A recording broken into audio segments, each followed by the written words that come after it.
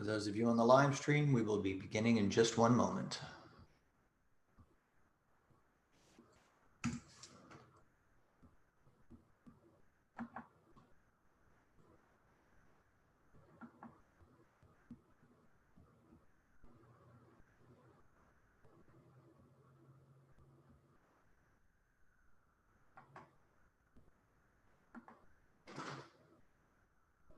Good morning, everyone.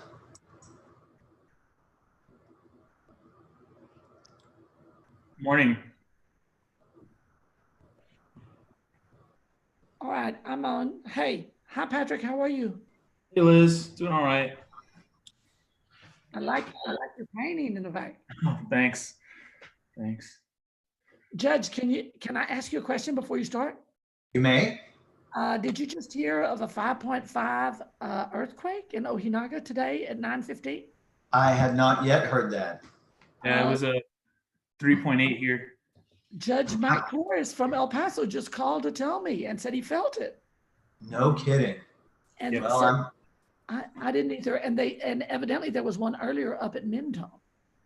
That's amazing. Well, I'm sure my phone is blowing up. I haven't looked at it in the last couple of minutes, so I'm just going to let it sit there me too. until we finish here so I don't get distracted. All right, we've got a few more people coming in. Let me let everybody else in from the waiting room. Good morning, everyone, all our newcomers. Morning, Judge. Morning. I will let you know that we are streaming to the YouTube page. So anyone who wants to watch the training but is not a lawyer and so was not allowed to join us is free to watch the live stream. Okay. Let's start off just with a little introduction for the live stream people. My name is Roy Ferguson. I am the district judge of the 394th Judicial District. We have hosted many trainings. This is probably my 20 plus training for lawyers and judges on how to use Zoom virtual courtroom hearings. Let's start off if we could, and we'll do a little discussion here about what you can see. Now, some of you may be in speaker view, some of you may be in gallery view. So I want you to look up to the top of your screen, and when you move your cursor, a word will appear that says either gallery view or speaker view. I want you to click that and see the difference. And what you're going to find in gallery view is you can see everyone all the time. And so you can watch the other lawyers, you can watch whomever you wish when people are speaking. But when you're in speaker view, it will probably pop the person who is speaking into the main frame. So to do a little test here, for those of you in speaker view, you probably see my face filling the screen. Ms. Rogers, why don't you say something for us and let you take over the main speaker screen? Okay. I'm not, when I put my cursor, I'm not seeing the words that you're telling me, although I hit it on you and it went to your face. But I don't have the opportunity that you just told me. All right. When you look up at the, let me see if I know what you have on your screen. I see it. Gotcha. Okay. Thank you. If you're in a different setting, sometimes you have to click what looks like a Rubik's Cube up there. Got it. And if you hover over that, you'll see the different view. Okay. I'm good. I see it. All right.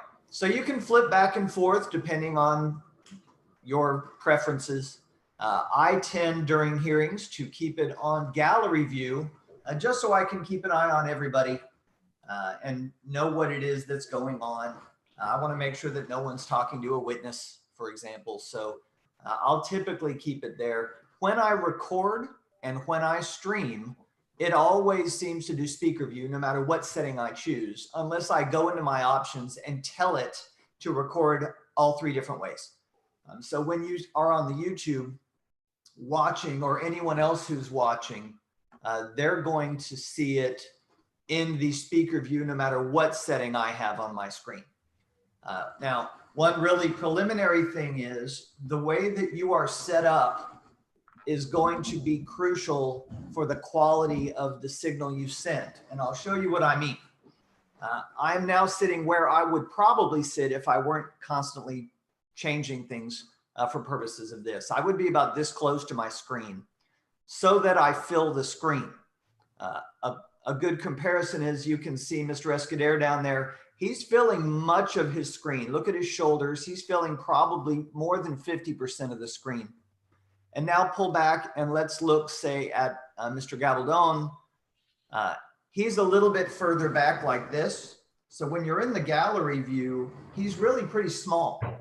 And that can be difficult when you have witnesses who are testifying or when it's your turn to argue. So if you can adjust your computer so that it may feel like you're really close on your screen, but I will tell you, to the rest of us, you're not. Ms. Rogers, you're so far back that you're very shaded from the light. That is because on my screen, there's a window to your left. Yeah. And when you have a window in your frame, it will darken everything else, trying to make up for the brightness of that window. So it's a really good idea to make sure that you don't have backlighting. Look at the coordinator's image. You can see she's got light coming from one side, but her whole face is pretty well lit up. Once again, Ms. Espinosa's probably got the perfect setting here. Her whole face is lit up. She looks great. I will show you there's one glare behind her on the wall that is probably throwing off a little bit of the shadow. So now look at Ms. Rogers. That is absolutely perfect.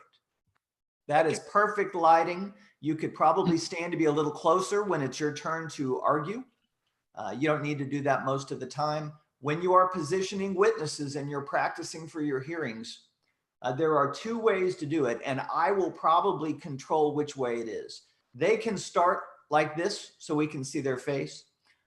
If it becomes a concern to me or anyone else that they may have something in their hands or their lap, they may be referring to something while they're testifying, I may ask you to pull the witness back away so that I can see their hands in their lap while they're testifying. I've only seen that be an issue once. It was not in one of my hearings, but the person ended up sitting at a table pretty far back so their hands were visible, because it did look like they might have been referring to some notes or flipping pages on a pad. So these are just basic setup ideas for you. Mr. Escudero, did you just signal me? Yeah, quick question. So are you expecting our witnesses to be with us physically? Like, I have a client who lives in, I think, San Antonio, who's got a court date in Marfa. Can she appear by this as well, or does she have to be in my office? I'm not compelling anyone to be in the same room with anyone. All right. So my expectation is that they will log into the waiting room. Let's talk about witnesses. That's a great segue. Okay. Our polished politician knows exactly how to transition from one topic to another. All right, let's talk about witnesses. There's been some consternation among the bar on, well, how are we going to guide our witnesses and how are we going to prepare our witnesses? Okay, that's your job to prepare your witnesses the same as you would with any hearing. I am not setting this up so that you don't have to do those things or I do them for you. That is not how this works. We're all changing a little bit the way we do things. Witnesses are still yours to prepare. So I presume that you're going to have Zoom conferences with your witnesses one-on-one to prepare them on how to testify, to give them the rules that you received in my letter. You can't have anything in your lap. You can't be texting. You can't have someone off camera whispering to you what to do. You're testifying as if you were on the stand in the courtroom, and practice with them. I do not believe you have to be physically in the same room as your witness while they're testifying. I see no value to that at all, because then I have to be able to see you also. I have to make sure that you're not holding up a note that says yes or no, back green, red, whatever. I don't think any of you would do that, but we all know that there are lawyers who would. And so if you're in the room with a witness, we have to position you so that you're both on camera. You may be thinking, well, I'll have my phone and I'll log in on phone while they're in on the tablet. That's fine, but I will tell you that most of the time you try to do that, you're going to be getting feedback loops. And so it's going to be very tricky to make sure this one's off and this one's on and the speaker here and the mic there. And it exposes you to risk and them to you. So I'm encouraging people, make this the new normal for now. Practice with your witnesses on Zoom. Make sure their Zoom works. Remember, if they're not on camera or they don't have a notary in the room with them, they're not going to testify. Make sure that's clear to everyone. If they're not on camera where I can see and identify, the other party can see and make sure they're who they say they are, or they have a notary public in the room who can check their ID and swear them in person, they will not be testifying in our hearings. This is not reversible error. This is on you. Because if you have a witness you call and they don't show up, they don't get to testify. That's not on us, it's on you. So make sure your witnesses are ready to go. Make sure that their equipment works. And if not, if they're crucial, get a notary public in the room with them so they can testify. This is going to be, it is a standing order in my court. So let's make sure everyone knows you got to have a witness. Now, some of you may know that's already the rule. Now, I know there are courts all over the state that just say onto the phone with witnesses, raise your right hand. Is your right hand in the air? Okay, don't put it down until I tell you. Okay, is your hand up? And they swear them in. Really not valid oath. That is not properly sworn. So yes, people do it. There are judges doing it right now on Zoom. I don't plan to be one of those. The Supreme Court's going to have to issue another emergency declaration lifting that portion of the oath. I'm not even sure they're allowed to do that because the oath is what it is. But for now, that's my rule. So prep your witnesses, practice with your clients, make sure they follow the rules. Remember, with witnesses, you have to tell them they are not permitted to watch the live stream. Now, what I have done as a standing order is I am invoking the rule as to witnesses in every hearing as a blanket invocation. So witnesses will not be in the room until it's their turn to testify. They will remain in the waiting room, which I can see. I know who's there. And then if, Ms. Wilson said, Your Honor, we want to call Ms. Espinosa to testify at this time. I will look over. I will admit her from the waiting room. She will pop into the room. I will tell her to raise her right hand. I'll administer the oath, and then we will have our question and answer. Your when Honor, it comes, oh, yes, ma'am. may I interrupt? Will this help us get our computers in the jail? Will we have y'all already done some of this? We did that years ago. Because they don't let us bring them in. No, in our jails, unless they're local jails, meaning Brewster and Presidio, we've already got this set up. When it comes to Brewster and Presidio, I believe the public defender office, and Mr. McShane said he was going to be here, but I don't see him. I'm seeing if anyone's in the waiting room, and they are not. Let's double check one more time.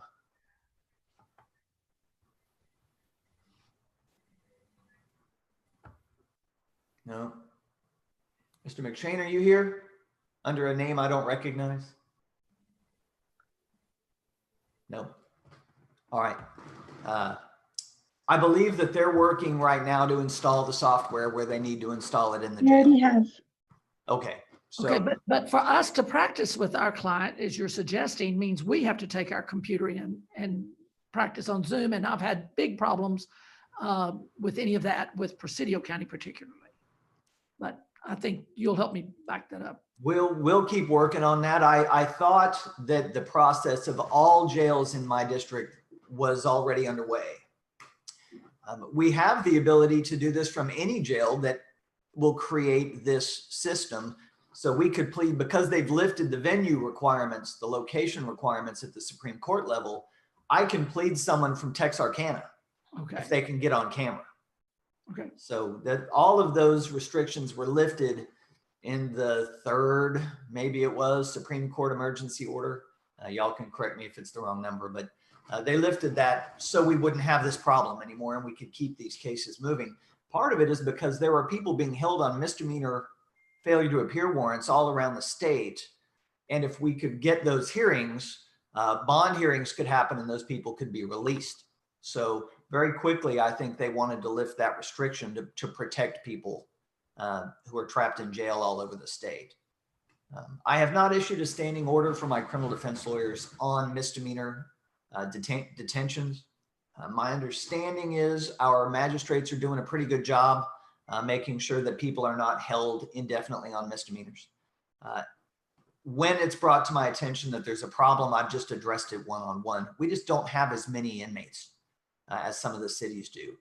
I believe, Mr. Gabaldon may know for El Paso, but I believe there are some cities that are passing standing orders saying that no one will be held more than 48 hours on a misdemeanor warrant unless these exceptions apply.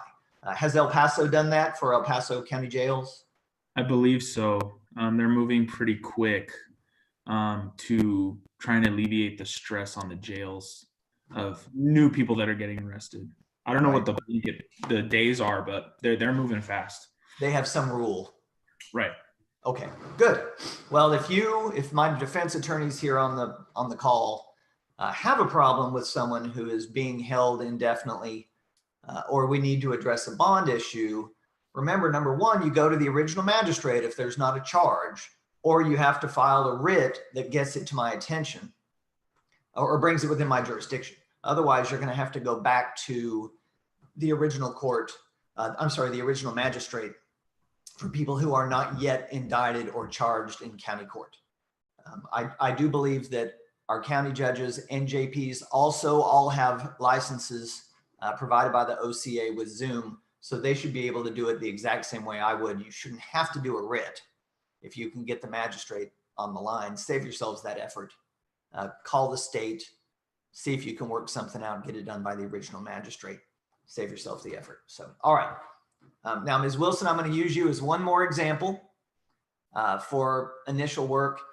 We're only seeing part of your head. So Okay, well, that's a great, there you go. That better? That okay, is much better. Now I can see your mouth when you talk. okay. So, all right. Now, one more thing. Let's look at Ms. Espinosa. Can you rotate your phone 90 degrees?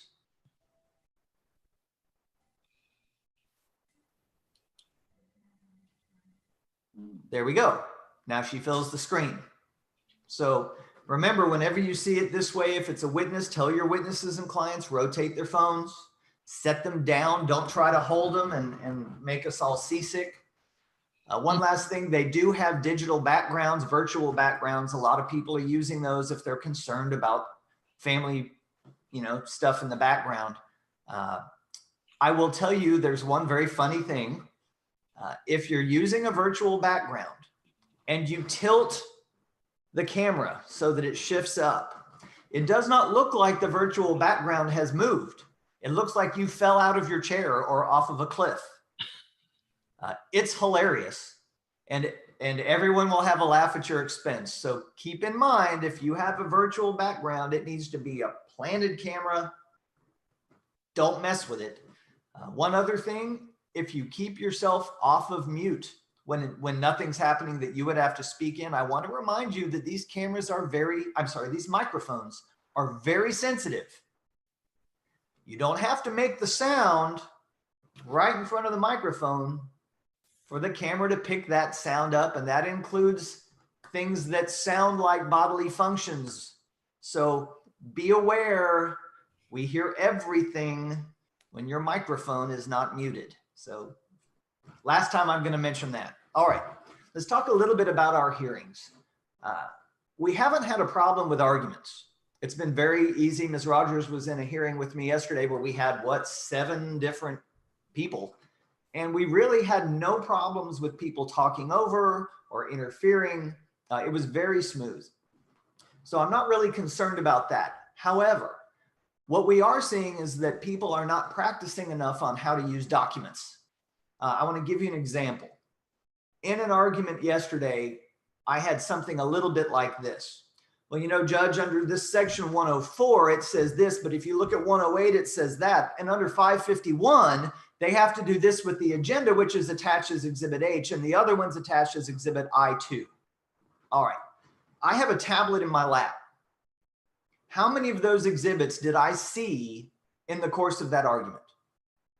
The answer was 0, because you can't switch back and forth fast enough. And so instead, I put the tablet aside and I came up here and I started trying to switch screens to read them in real time, which means I lost the video because I'm now out of that window.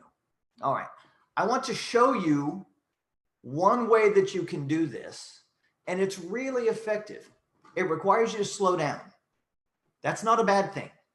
So don't be worried about speed. I'm not going to cut you off. But everyone look at the bottom. You see the green square that says share screen? All right. I want you to hit that button and keep listening to me as you look. It should open a window. Don't hit any of those yet. At the top, it has basic and advanced. And then it shows every window you have open, plus a few more like whiteboard, iPhone, iPad. All right. If what you wanted to do was share an entire screen, you would click one of those and it would pop that screen up for everyone to see. Okay. What I want to show you now, you can do that on your own, is click advanced. There's something on the left that says portion of screen. That's what I'm going to show you now. So close this little sub window and get back to our regular window so I can show you what we're talking about. I'm going to click on my side, portion of screen, and I'm going to hit share. And I will tell you that what it's going to do, if it'll allow me to do it here, portion of screen. All right. It's going to allow me to have a little green box. Does everyone see something strange coming from me yet? No? All right. Let's change over to a document. Here we go. Now, is that working? Someone unmute and tell me whether you see my screen. We do. We see your screen, but we see the whole screen, not kind of like it's taking up the whole background. Do you Yeah. see a little box? No. No. The only box we see is live on YouTube at the top corner. That's it. Okay, I'm not sure what that means. So hold on one second. It should just be showing you a little window. Now it is. It's all black on the outside, and what we're seeing is just a portion of what we were seeing earlier. All right, so yeah, that's probably because I hadn't shaped it correctly yet. But what you see right now should be federal, and it has different emergency phone numbers and websites. Is that what you see? Yes. Yeah, it shows us 5 after federal. All right, so I could then do this. Okay, now, excuse me, but I can't see the numbers because they're behind all of our screens, all of our boxes on the right-hand side. All right, so it's not showing you the whole thing. Right. But if you minimize, it will. Minimize your screen on the right side. Are you talking about me? No, you're talking about No, I Liz. was talking about Liz. I'm sorry. You can Minimize. move that window, Liz, out of the way. Okay. Similarly, at the top of the screen, there's a drop down that says view options, and you can change the zoom ratio. Okay, got it. Okay, 50, yes, now that'll, yeah, but that makes it. Got it? Okay, All I got right. it. Thank you. So what I had done, let's see what happens here. All right, what I'm going to do now, I'm going to pause share and freeze it right there. And while it's paused, I'm going to open something else. And I'm going to position the window where I want it. Okay. Now I'm going to say, okay, Ms. Witness, I'm going to show you a map of Alpine, and I want you to show me the route that you took when you went from the Family Dollar to Bella Dental. Okay, I'm not seeing anything that You you're will, doing. it's frozen. Oh, Now I'm going to resume share, and I Okay. want you to Okay. tell me when you see the map. Got yeah, it. Got it. All right. Now, I can set it up so a witness can annotate. All right. So I'm going to ask the witness on their screen, would you draw for me the route that you took from the Family Dollar to Bella Dental? And they're going to be able to do what you're about to see. Okay, I started at the Family Dollar and I went behind the Porters and I crossed over on Lockhart. And then I realized I was in the wrong place. So I went around. I couldn't do that because it was one way. Okay, I'm going to screw this up. And then I went into Bella Dental like that. Do y'all see the route? Yes. Okay. You can then change the color and say, well, why didn't you go this route, which would seem to have been a more direct route to where you were going? Okay. And they can say, well, there was a stalled car somewhere. Where was it? Well, the stalled car was right there on the one-way. And so you're saying, so right here, there was a stalled car. Is that what you're saying? You see where I put the word car? Yes. So you can have a big exchange with someone right here, and you can say, well, let's flip over and see it this way. Right? So you can really work with people well on this. When you're done, there will be a button at the top that says save. And when you save it, it's going to save it as a screenshot of just the box that you shared. And you can say, Judge, I'm going to take this. I want to identify this as Defense Exhibit 6, and I want to offer it at this time. Okay. It can be offered as its own screenshot, right? So I'm going to save one now. I'm going to turn off my sharing. Now I'm going to offer that exhibit. Okay. Let's assume the judge admits it. Here's what we're going to do next. I want you to go to chat. Okay. Which is where, please? It's in that same list Got it. of icons. Okay. All right. I'm going to show you how you can submit something that you're offering to the entire room. All right. Let's see if I can make it work now. Everyone in meeting. All right. Everyone in meeting is what I've selected. I'm going to double check again, make sure there's no one in the waiting room. There's not. All right. Now, if you see in that bottom of that window, there's a thing that says file. Y'all see the word file? Yes. Okay. I'm going to click that. If I can figure out where I saved that image. I don't remember where it saved I'm it. sorry. And where was file? Where did y'all see file? It's in the chat sidebar on the right side is where it opened up for me. And you'll see at the bottom, type message here, and it has 2. No. Next to that, there should be something that says file. Okay. Not Is working. Espinosa, are you asking a question? Okay. Do you see the word file? Nope. I see invite, participant, share screen, chat, and I'm on chat. Okay. And I You don't see see- anything about file. Do you see anything about where you can type a message? Oh, okay. Way over here. Yes. You I'm got sorry. it? Yes. All right. Thank you. So one little trick for finding the screenshot is to go to where I opened it, and I'm going to grab the directory. I'm going to come back here. I'm going to hit file, and then I'm going to paste that directory here. And that's not going to work. So we're going to have to do it a different way.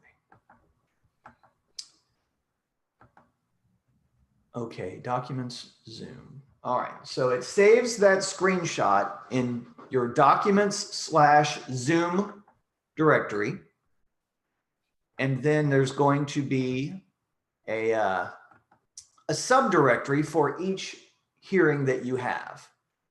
So I'm going to go into my documents. I'm going to go down to Zoom. This is why you're going to practice. There's the screenshot. You can rename that document. Now, I'm hoping that some of you are seeing it. Uh-oh. I've got nothing. That's okay. It's giving me a message that said it was blocked. So I'll figure out what that is.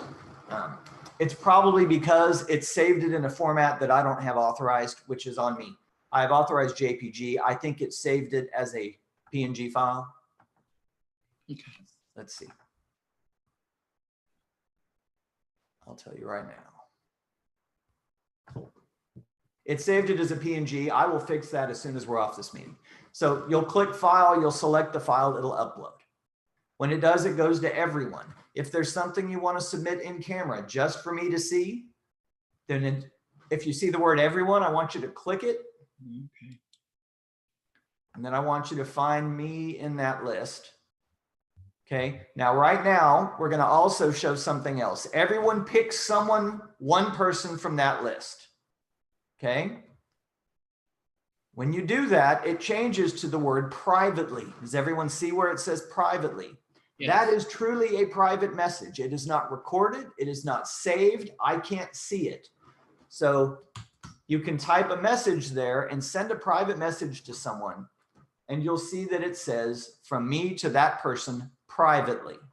Okay. Be very careful when you designate who you send that message to, because you don't want to send a message to the judge that says, this judge doesn't know what he's doing. Right? Or send a message to your client intended for opposing counsel or vice versa. So be cautious, practice with this, make sure that no one else can see this, right? Everyone with me on the chat? Let me tell you what I'm calling the chat. This is, okay, let's back up. Everything you can do in a courtroom, you can do in Zoom. Everything that you can do here. Whether it's tendered to the opposing side, which you can do through a chat file, a private chat file, whether it's refreshing recollection to a witness, or even slipping notes. And that's what this is. So I want you to think of the private chat feature as slipping a note to your client, or your client slipping a note to you. Now, I was asked by one lawyer, well, how do we know to read over there? Could be so many messages coming in. Say, yeah, I have seen all of y'all in court, and I know what you do when a pestering client is scratching notes and sliding them over. I've seen you do it. Stop, right? Here, you don't even have to go that far. You can just ignore the message, or you can send back, stop that, which I just accidentally sent privately to someone. I'm not talking to you. I was using it as an example to the room. So I'm going to switch it back to everyone and say, that's where I would have said, stop that to my client. So you don't have to read it. I don't care whether you read it or not, but that's slipping notes. All right. If you wanted to tender something to opposing counsel, you'd go in, you'd select opposing counsel, you click file, you choose the file, and you'd say, Judge, right now I am tendering this exhibit to opposing counsel. And then you'll wait a minute. The opposing lawyer is going to give you the thumbs up. They got it. They looked at it, and they'll either say objection, no objection. Or let's say they say, Your Honor, can I confer sidebar with counsel for a moment? Okay. You may whisper, confer, meet in private with anyone from a room. I'm going to admit Jody Cole, who has just joined us. Ms. Cole, nice to see you. So let's assume for the moment that you have tendered an exhibit to opposing counsel. And let's say it's, who have we got here? Let's say it's Ms. Wilson and Mr. Escudero. Mr. Escudero has tendered something to Ms. Wilson, and she looks at it and says, Your Honor, I need a moment to speak with Mr. Escudero. We may be able to resolve this evidentiary issue. Here's what it's going to look like. I'm going to create a breakout room, and I'm going to select who goes into it. So I'm going to select Mr. Escudero and Ms. Wilson, and I'm sending you out into a breakout room right now. Okay. All right. Now, they're going to disappear in a moment as they accept my request, I hope. Okay, there goes Mr. Escudero, there goes Ms. Wilson. So right now, they are in a separate room by themselves. They're having a conference. I can send them a message that says, I will bring you back in how about in a few seconds, so they don't get confused. All right, so I've sent that message into their room, and now I'm going to hit close rooms. What that's going to do is it starts a timer. The judge wants you back in the room. You have 60 seconds to go, and the timer counts down. Okay, when it hits the end, it brings them all back. Now, what I'm going to do in a second is I'm going to divide everyone up and show all of you what it looks like. Welcome back. So now I'm going to create a new breakout room. I'm going to close that out. I'm going to automatically have it assign everyone into a breakout room just so you can see what it looks like. So we're going to go to automatic, and I'm going to put everybody in. Let's go with 3 rooms, right? So let's assume you've asked me for a breakout room. I have granted your request. Off you go.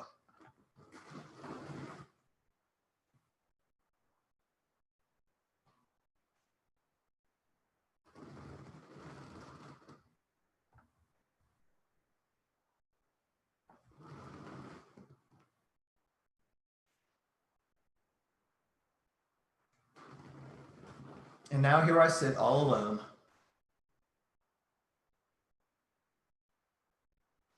Well, for those of you watching the live stream, I better bring them all back. So let's do that.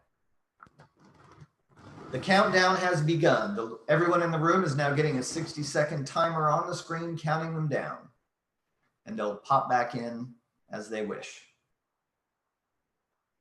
Here comes everybody. Hello.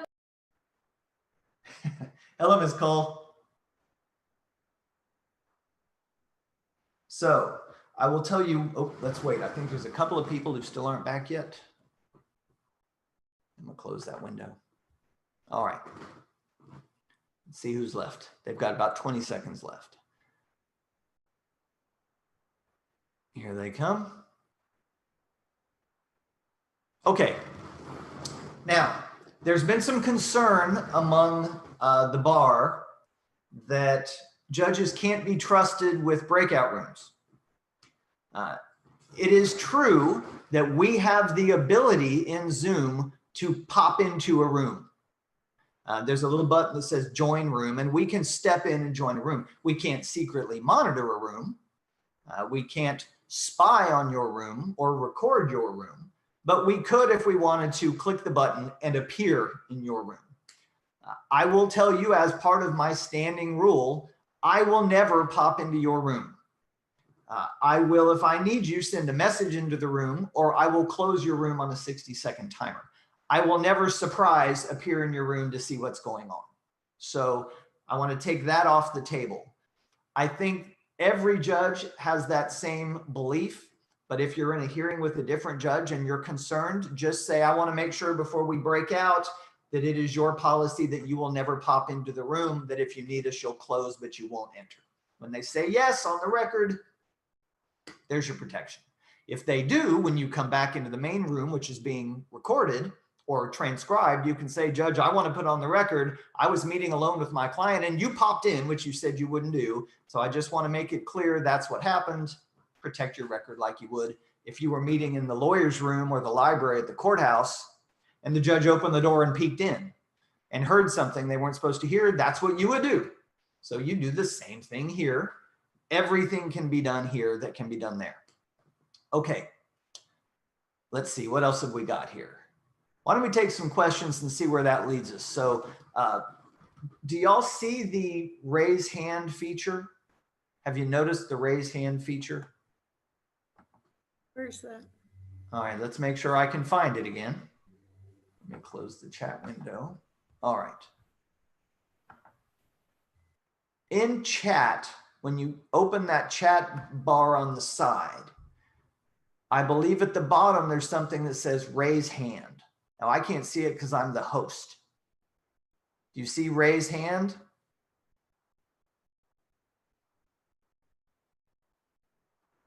I do not. I don't see it. All right, hang on. I've got chat. Okay, I want you to click on the participants Okay. tab. Do you have a participants tab? I see it. And right there. All Raise right, Ms. Rogers has her hand up. If you look up in the participants list, you'll see a blue hand next to her name. Now, I will tell you, as the host, I actually saw a hand appear on her image about right here. A little blue hand appeared. So I know that she has a question.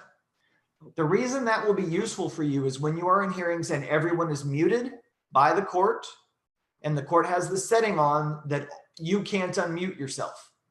And there are some judges who are doing that if they have too many people in the room, so we don't hear dogs barking and kids walking in and all of those things. If that happens, this is how you get the court's attention.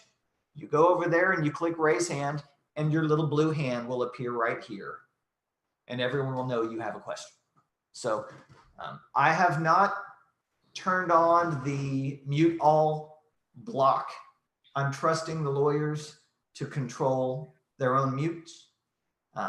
But if it ever became a problem, if we had a client in the room and they wouldn't stop interrupting, that's what I would do. I would mute that person and keep them all muted until it's a lock, until such time as I'm willing to let them speak. All right. That's good. Who has a question? What was the program you used for the map, to show the map and to write on the map? That was a browser. That was just a browser. I opened a browser window. And what happens is when you share screen, go ahead, Mr. Escudero, carefully select a window that you're willing to share for us. Click share screen. All right. And then go ahead and share it so I can show you where that is. And we'll let each of you do this as you wish, or you can open up your private room later and do it. What do you mean select a window? All right, when you hit share screen and you're on basic, it should open a little window that has every window open on your computer. Okay. So if you're watching kitten videos, that's going to be one of those windows. Okay. All right. So I'll share my desktop. All right. Now at the top, you should see some options for not view options, but there should be a bar that appears. Yeah. I see annotate. Annotate. All right. Now you can draw, you can write, you can do whatever you want. And then when you're done, if you see the word save, you'll be able to hit save. Right. And it will save it as a screenshot with all of the changes that you've made into that documents Zoom subdirectory with today's date and meeting title on it. Okay. So when you're done, you hit end. So if I pull up this document, I'm just wondering if I pull up a document that's on my desktop, We'll see it. you'll see. Okay. Hang on one second here. When you're doing this for your own protection, I suggest you go up there and you hit pause share before you start jumping around, because you might accidentally open something you don't want anyone to see. Okay. I see. Okay. Now we can see your cursor. We see what you see. Okay. So whatever you do, we're watching. So pause, call it up, and now you're there.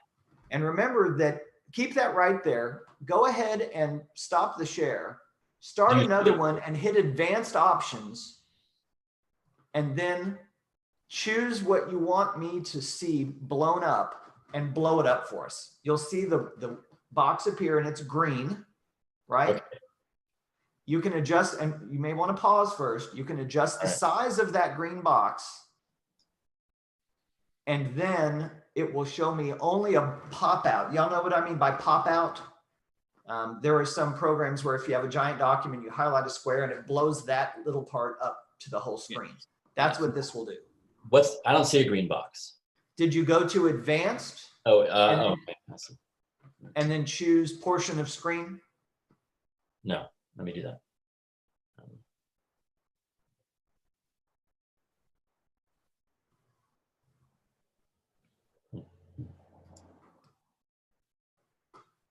Lost you entirely. Let me see. We're still here. It's possible that what you'll have to do is exit screen share. And then when you choose screen share the next time and it opens that first window, move from basic to advanced. Okay. And you'll see it there. Okay. And everyone else can be doing that too right now. Just don't actually share it. But if you click the share button, it opens that window with all the different options. Okay. And then move to advanced. There you go. Okay. Now, when that box is yellow, when you're moving it around, it's not showing us. It's only when the box is green that we can see it. So do you see a docket for Presidio County? I do. Yeah, Brewster County. Brewster County, right. What I want you to do now is I want you to just put the green box around State of Texas versus Jose Juan Hernandez. Okay. I see. All right, y'all see what's happening there? He can zoom in closer and closer. I see. Okay. There it is. Now, what we all see, Mr. Escudero, is a black screen with just that strip in the middle and I As- have everybody's picture on the right. Okay. So if you have a witness on the stand and you have an affidavit that you want to cross them about, right? If you put up the whole affidavit, what is everyone going to do? They're going to read the affidavit. So instead, open sharing, pause the share, put the affidavit on your screen, set the green box, and then reactivate, unpause the share. And then you can actually drag the box one paragraph at a time down the screen. And it will show that person just that one thing. Look right here where you said that the officer didn't arrive until midnight. But you just told us a minute ago it was 10. So what's the truth? Is the affidavit wrong when you said it was midnight, or are you remembering differently now? Let's go to the next paragraph. Everybody with me on that? It's Yes. much more effective than what I've seen people do, which is they've submitted it as an exhibit, and now they're trying to get that person to open the exhibit through the file thing and have it on their screen. And that doesn't work for people. This works great. Okay. So practice with that. Practice with that screen size option and just showing them what you want them to see. Okay, everybody? Yes. Okay. All right. Great. One little tip about annotating. When you annotate, if you move the green box, the annotations move too, and they're lost. So once you start annotating, do not move the screen. Do not change windows if you plan to save it. You got to hit save first, and then you clear and start over. You can give a witness the ability to annotate, and I want y'all to practice with that with your friends. Open up a screen, put the map up. It works great like I had it. And then say to the other person, I'm going to let you draw the route that you took. I want you to circle the house. Where were you standing? Mark it with an X when you saw the shooting. And then you go to the top and you give that person annotation authority and let them do it. And remember, you can turn it off at any time if you're worried they're going to try to change it or delete it. Just turn off their power, screenshot it, and then turn it back on. You with me on that? Yes. Okay. More questions. What have you got? I know it's a lot of information. I want to mention one thing for my criminal defense people. We are going to be taking pleas through this system. There's no question about it. We're going to be setting them. You may not like it, but it's coming. What I need you to be aware of, and you lawyers need to work this out, is how are you going to get signatures on plea papers, right? My expectation is that the state's preparing those plea papers, and the state will be signing all those plea papers and then sending them through email or whatever you do to defense counsel. Defense counsel reviews them, sends them to their client, gets the client on Zoom or on the phone, walks through them, does everything you would normally do side by side in the courthouse. Then you've got to get the client's signatures on those documents somehow, right? It depends on the circumstances of where your client is, how you're going to do that. If you got a tech savvy client and they're at home or in their office, obviously they'll know what to do: print, sign, scan. They can do a digital signature. There's a lot that they can do. They have to get it back to you. You may have already signed them. That would be smart for you to sign them, send them to the client, have the client sign them, send them back, and then put them in our Dropbox or email them to Lori, whichever way you want to use. And they'll get to me for the hearing. So I am not going to be doing part of y'all's job facilitating those signatures. I'm telling you that is now an additional part of your job, just like all of this is now an additional part of mine. So figure it out, talk to each other, prosecutors and defense lawyers, work out how those things are going to be signed before the hearing. Because if you come to me and say, well, Judge, we're here, but we don't have the signatures and we don't know how to get it, that's not my job. I'm not going to do that. You also need to be aware of fingerprinting. You got to get fingerprints on judgments. If the person's in a jail somewhere, I think that's pretty easy. I think what you're going to do is send them to the jail administrator, have them print it out, and the jail will fingerprint everybody's judgment and their terms and conditions. If they're not there, that's something y'all are going to have to work out. You know, if it's a probation plea or a fine only plea, and I'm looking at Mr. Escader's client sitting in his living room on his cell phone, you've got to get that stuff fingerprinted, right? This is not something you can let go, because a lot of times they're going to say, hey, I've pled out, I've paid my money, I'm done. Yeah, no, you're not. And I need you to make that happen, because if it doesn't happen, I'm not calling your client, I'm calling Mr. Escudero. And I'm saying, why do I not have a fingerprinted judgment? I'm going to give you 10 days to make that happen, or else I'm going to consider recalling that plea, right? So I want y'all to work out how you're going to do those things with each client as part of your process of going over plea papers. And then we're going to be knocking these things out. They're happening already all over the state. So we're ready to get started. With the numbers we get from Hudspeth County and the number of cases we have, this is an opportunity, since the grand juries, I presume, aren't meeting. No, right. there's going to be 10 or more, so we can't do it. This is our opportunity to catch up, not fall further behind. You know, we've got a lot of cases in some of these counties that can plead. Yes. In the 60 days or whatever it is that we aren't having grand jury meetings. Let's whittle that down rather than using this as a chance to build it back up. I just admitted Judge Rob Hoffman. Say hello, Judge Hoffman. Oh, now he's connected. Judge Hoffman, say hello to everybody. Howdy, everybody. Hello. Morning. Judge Hoffman has 5 counties in the eastern part of West Texas. I don't know how to describe that. He doesn't like me calling it Central Texas. The Western Hill Country. The Western Hill Country, which is all far east of us. So take that as a, okay. What we have here is we have 2 prosecutors, Mr. Gabaldon, Ms. Wilson. We have a CPS attorney, Ms. Dominguez there. We have some practicing attorneys with Jamie Escudero, Elizabeth Rogers, and Jody Cole. And we have a probation from me right here, probation department representative and APO, Clarinda Espinosa. I think we are pretty well close to the end of our meeting here. I've turned it over for questions and no one can think of one. And we have Marisol Skelton, who's not on camera, but I see her there. She is a 3rd-year lawyer with a bar card who has appeared in my court. Mm-hmm. So we've got a pretty good, well-rounded group of everyone here. Great. What additional questions do you have for me? Or now that you have a different judge here, you might want to see if he does something differently that you're concerned about. So what questions do you have for us? Judge Hoffman, where do you sit? Well, we have 5 counties. Mason County is my home, but if y'all are out in West Texas, Kimball County, Junction, Texas is one of my counties, and I'm sure you drive through there all the time going to San Antonio and elsewhere.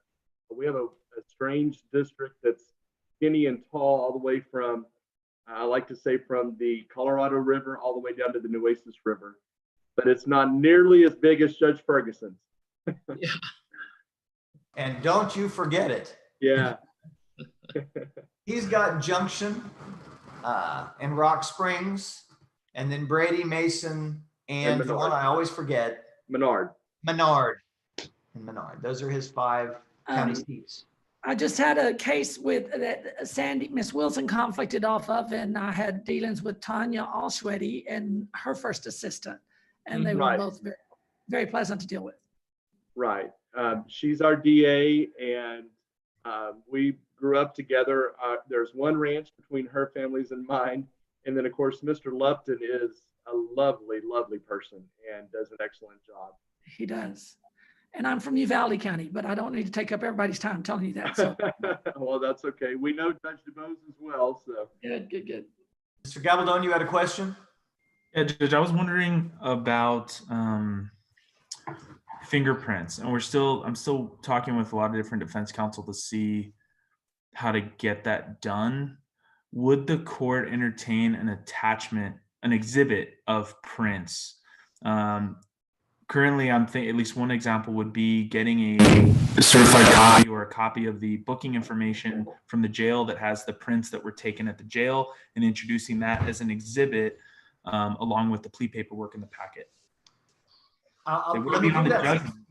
Let me give that some thought, but let me remind you what the value of that fingerprint is. The value of the fingerprint is exclusively to the state. Right. Right. The only way it comes in is if you try to enhance with that conviction later. Otherwise, it means nothing to anyone else. And the defense attorneys would be thrilled to not have their fingerprints on that judgment. So, you know, if you tell me you believe that an official jail fingerprint card attached to the judgment as an exhibit that you ask the person about in the course of the plea, are these your fingerprints? You know, if you're satisfied with that, I imagine, and I'll let Judge Hoffman speak for itself. I imagine most judges are going to say, hey, that's your choice, because you're the only one. The state is the only one who will suffer if that's not true. I would prefer to see it on the judgment, but I don't, sitting here right now, think that I would say no to that. I think I would probably let you be hoisted on your own petard if that's what you wish. Judge Hoffman, what about you in your court? What would your thoughts on that be? Okay, I was typing Elizabeth a note, but it had to do with fingerprinting. Is that correct? His question was, if they can't, in lieu of getting the fingerprint on the judgment itself, if they got a copy of the fingerprint card from a jail or DPS, let's say, they attached it to the judgment as an exhibit, part of the judgment, and submitted that, would you allow that as, would you sign that judgment?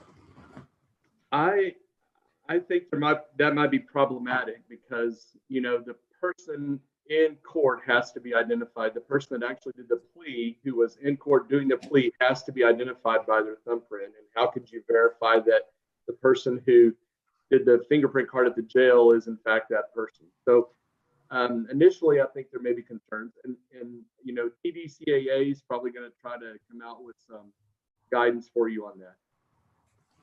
You know, I would think that if they had to go to the jail or DPS to do it, they would have to show ID to fill out that formal card. So it would have their name. But how you have, I think what the thumbprint on the judgment is verifying is that the person who was in court that day is the defendant, not the person who was at the jail doing the fingerprint card that day. So if they had that card and they testified under oath, this is the card, I filled it out, I'm the one. That's what we were saying in the course of the first discussion we had when you were doing something else. They would have to be questioned during the plea under oath. Did you get this card? Are these your fingerprints, etc.? But yet again, I mean, they're already testifying under oath that they are that person to begin with. I think, I don't know. Initially, to me, it seems problematic. I agree that it's not ideal, but what I was telling Mr. Gabaldon and Ms. Wilson was the only person that hurts if you do it wrong is the state. Right. For enhancement purposes. Now, I will tell you, I had a case, and Mr. Gabaldon, I think you were on it. We had a case in Hudspeth where the fingerprint was so smudgy that they couldn't compare it. And that to me is a great example. They were not going to get the enhancement until the guy opened his mouth, I believe, and said, well, I know it's a mess, but yeah, that was me. And the lawyer said, stop talking. Too late. But I think that's a similar thing. If you get the fingerprint in a way that is not sufficient for the second court in which you're trying to enhance, that only hurts the state. It doesn't affect us at all. So one question we had come in today on a different subject, which may be of interest to your CPS folks. You know, we were talking about a litigant in a family law matter that was not a CPS case, but one side was represented by an attorney, the other side was pro se, and compelling the pro se person to participate in the hearing. You know, if you have notice of the hearing, then you can be defaulted. It's similar to the issues we've been talking about with subpoenas. You know, how are you going to default someone who doesn't show up for an electronic hearing? And we have to be, I think, very diligent in making sure the notice to appear at the Zoom hearing is done in an appropriate way where some of those folks could be defaulted. I agree with you completely. I think that's the reason that we are leaving to pro se parties in the evite the line about the call-in number. Now, I will, you know, when they call in, I'm going to talk to them about that because you can't be sworn over the phone until the Supreme Court tells us that we're allowed to change the way it's properly done. but at least they would appear. And if they called in, and everyone has a phone or access to one now, if they call in and say, well, I want to testify, and they don't have access to a computer, then we're probably going to have to reset. Now, remember, again, for my CPS lawyer and my family law lawyers who do practice on the side, those strict deadlines no longer exist if the court doesn't want them to. So if I do an emergency removal and we have to have our adversarial hearing within a certain number of days, that certain number of days is now discretionary for the court. So I have the authority to sign an emergency removal and not set the hearing within 14 days, set it for June. Yeah, and what we're doing in these cases is we're setting them, we have one pending out there set for April 6th. And on April 6th, if we don't have our hearing that day, we will enter an order resetting, but we'll make note of the Supreme Court's orders so we can, bootstrap it that way. And also, let me say, for those family law lawyers, and specifically with the CPS attorney there, the Children's Commission is working hard to get some guidance out. They've already published 2 bits of information. So on the Children's Commission website, there's a ton of information and links you can get some guidance on. And some of that does cross over into the criminal arena, because there are a couple of different areas of guidance regarding visitation, both private and CPS. And so when it comes to the CPS visitation, you can do it now by Skype or Zoom or some other way in lieu of a personal meeting. And that still complies no matter what the order says. Even if our order says you get to see him in person, there is guidance now from the Children's Commission and from CPS internally saying that you can do that in other ways. So I encourage you to find that. When it comes to straight civil from Ms. Wilson, Mr. Gabaldon, there's a crime for refusing to turn over kids for possession. The Supreme Court of Texas has clarified, and I put it on my Facebook page for those of you who follow me, that the schedule continues. Even if you have a lockdown, even if you have shelter in place, it is considered an essential function. So if you've got a dad who's got primary and a mom who's got possession, and the dad says, hey, there's a shelter in place, you're not getting the kids because I'm not leaving the house, that is a problem. That is still a violation. Shelter in place does not trump or overrule a court's visitation schedule. So keep that in mind. What other questions have you got? I'm just wondering how I get a shirt like Patrick's. You'll notice that he's got his personal artwork prominently displayed. Set up in my my studio here. We're not fooled by how you positioned yourself out of the center to make sure it's visible. And by the way, it's beautiful. Price tag on there. Is there a... It is for sale. Make him an offer. I like it. You're fine. Come here, fine. We get a 10. We get a 10. All right. Yeah, we've seen some funny things. We've seen some funny things happening in these hearings of people wandering through or yelling into the room, not realizing someone's on. That's another great reason to keep that mic muted. If you live with someone else in the house, you don't want to be embarrassed on YouTube for the world to see.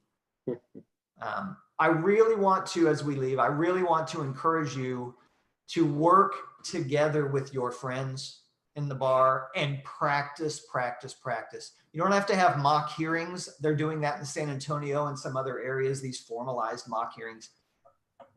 We're not in high school. I'm not going to ask you to do that.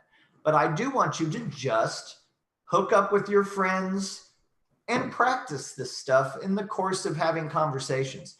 I have not had anyone glitch out except in their first formal hearing when they can't fit. Well, I don't know why my camera won't work. Well, okay, where's that button again for sharing? That only happens the first couple of times you do it.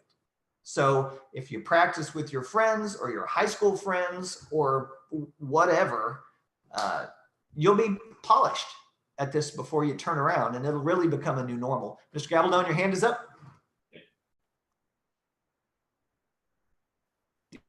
There we go.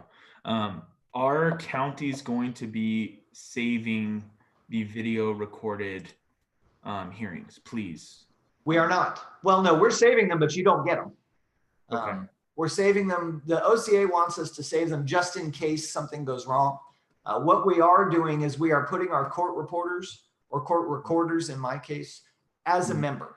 And I don't see Lori on here because she's doing a training for someone somewhere else right now. But there will always be a window that says 394. And what that is she has connected our digital court recorder into her laptop and is getting a digital signal. I'm keeping it as a backup just in case. What you will not see is us giving that to lawyers or litigants or the media, and you will not see it on YouTube. So it will stream live to YouTube, and then as soon as the stream is over, we go in there and we delete that stream. If you see one that is still up on a court after some period of time, probably wouldn't hurt to reach out to the coordinator and let them know that that recording is still up, so it can be taken down. The court reporter is still the transcript, and that's the way we're going to treat this. I was wondering if in the future I'd be able to, call, some other town, Bear County, and instead of requesting a certified copy of a judgment, get a certified copy of video transcript of a plea. That may be coming. I don't believe that that's in place right now. Judge Hoffman may have more information than I do on that, but my understanding is right now, judges are being instructed that is not anything that anyone can get. That is for our storage use only. And there are probably a lot of judges who aren't recording. I'm recording this one. I'm going to leave it up on YouTube for a couple of days and let lawyers who want to watch and see the training do that. But you'll see that none of the hearings I've held are currently on that YouTube page. I've deleted them all. Okay. Thank you, Judge. Yes, sir. Anyone else? Can't think of anything. All right. We've taken up enough of your time. I will tell you that if you do have questions about Zoom, I will be happy to train people in any size group, even if you just have one problem you can't figure out. If I can't answer it for you in an email, you can send me an evite and I'll pop in and I'll train anyone who needs a little bit of help. I think all of the judges are willing to do that. This is a big change.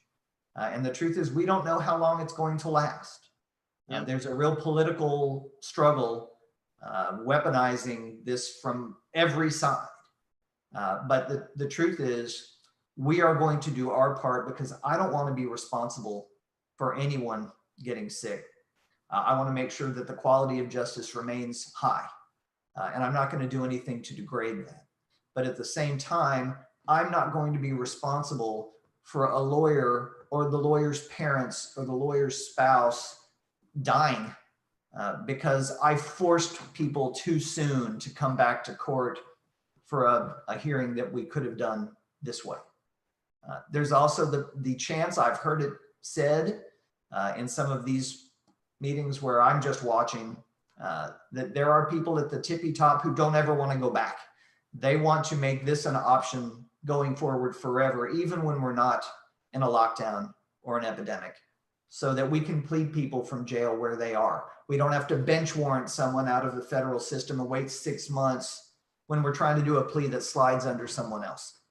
They want to make this so that we can better do our jobs in the future going forward. And I think that's a great idea.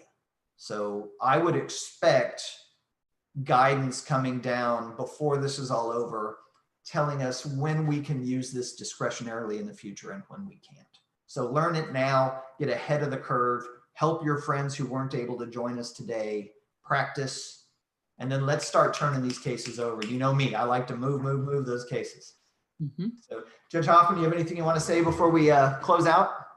No, I'm hoping you'll be able to help me get my YouTube stuff going here in a bit. But besides that, I wish you all the best of luck. You have a great judge there to work with, and I know y'all appreciate that very much. He's a great guy, and you're fortunate. It's nice to meet you all. Nice to meet you. Thank you. Thank you for the kind words. Judge Hoffman, send me an evite and I'll join over into your room right now and we'll figure it out. Thank you, Judge, for joining. Hey, everyone. Thanks everybody. See you soon.